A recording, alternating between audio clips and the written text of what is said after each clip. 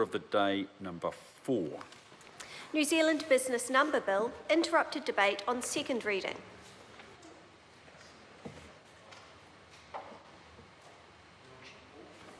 Ria Bond.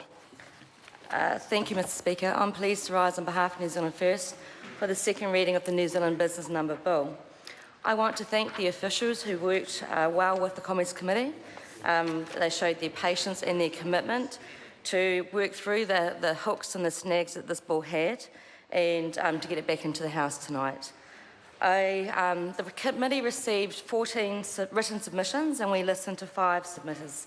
There was only one sole trader and there were no small businesses that came forward individually, and that actually really surprised me. It really amazed me, Mr Speaker, because we all know that small businesses are the backbone to New Zealand's economy, and they've also made a significant contribution to our economy.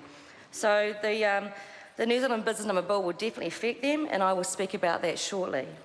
My fellow member Fletcher Tabato outlined in the first reading of the New Zealand Business Number Bill, New Zealand First could nearly support this bill and went on to outline the government's laudable goals.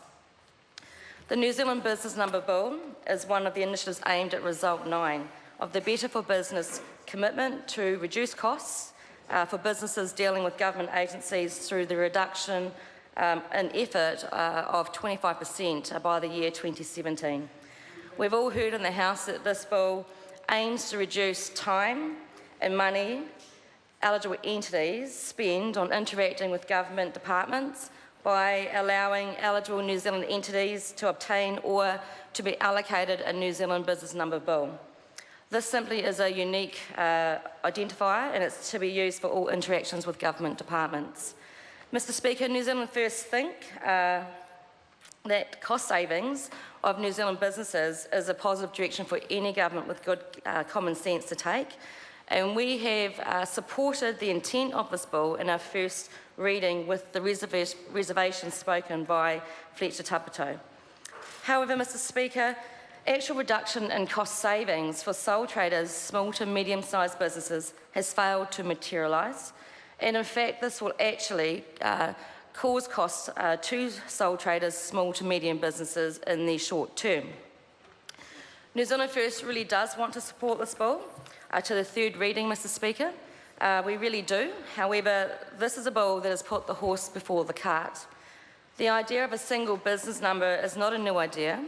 It's been around for years, and it's not the first time that this government has attempted to sort it out either.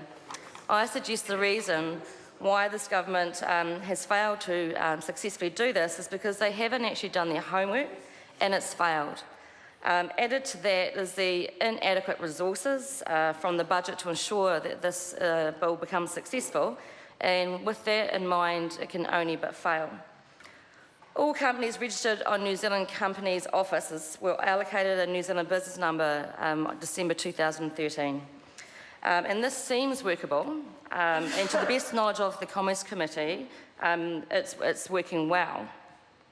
But now this allocation is extended out to all businesses, and however, currently there is no single point of contact for the departments that have agreed to use the business number system. And so my question is, how does that help with those companies now? New Zealand First is very concerned the success and efficiency of the bill relies solely with government departments committing to it. As it is, there is only a limited number of government departments that have said that they will actually take this up and roll out the New Zealand Business Number. The concern there, Mr Speaker, is that there is no timeline put in place for all of government departments to come into line and to ensure that, that they collectively come together and work on this and pick this up. And without this, you know, it seems quite natural to me that the outcome will be that this will become another business overhead to businesses. And instead of being, you know, part of the government's key goal to cut back red tape, and where possible, the government will in fact land up increasing business overheads rather than minimising them. And again, to me, that's putting the horse before the cart.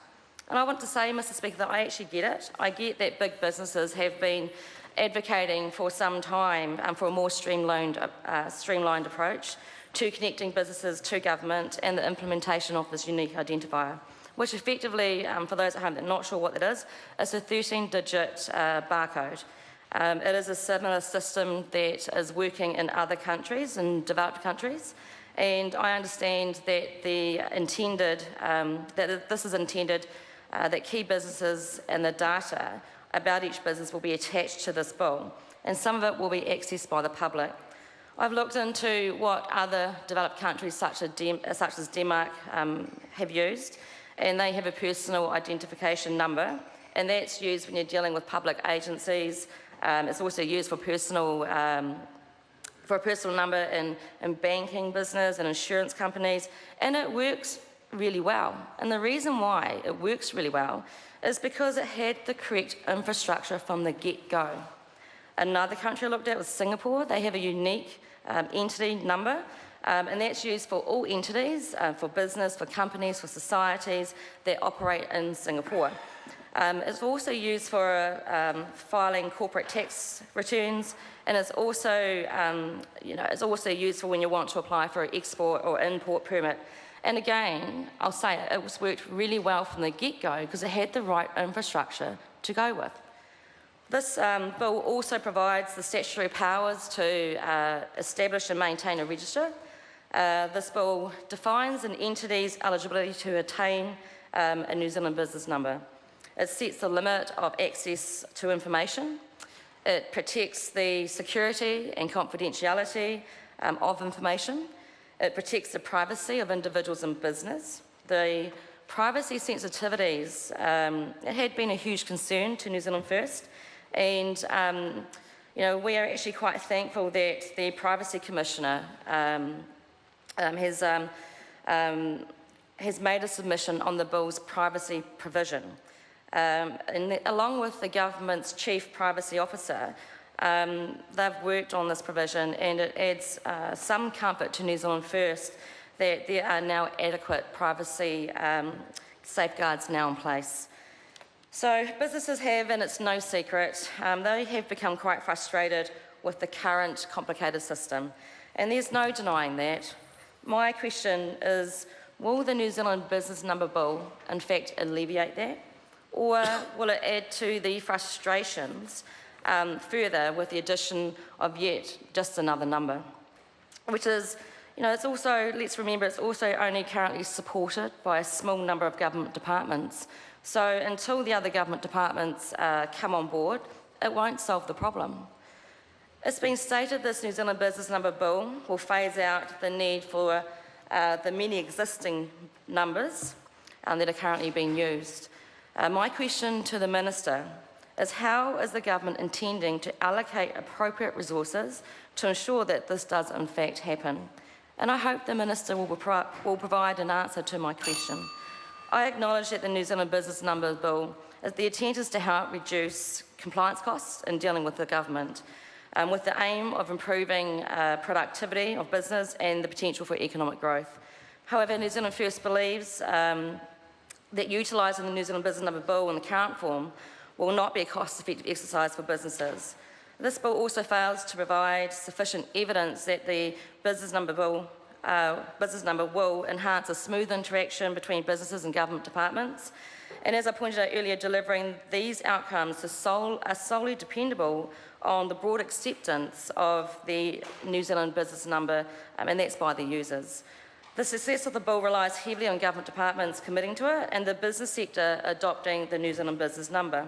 New Zealand First thinks in time that this actually can be possible, but that timing is not right now. In closing, Mr. Speaker, I reiterate that New Zealand First would really like to be able to support this bill because we generally agree with its broad aims. But at this time, this bill appears to be somewhat incomplete, and we urge the government to address the gaps before enacting yet another piece of legislation that's inadequate. When that happens, New Zealand First will certainly look favourably on supporting on what is, as I've said, a bill which is good in its intent, but I'm sure it falls short of its mechanics. Mr Speaker, we would like to see the government look again at the examples from around the world of countries which have similar systems, look at what works and what doesn't work, and fine-tune those examples to make sure it's fit for the New Zealand environment. We would require all government departments should be required to buy into the scheme. There is no point in having a single point of contact with all government agencies if all government agencies are not part of it. We would like to see small businesses provided, that's sole traders with the support and advice. Order, the member's time has expired.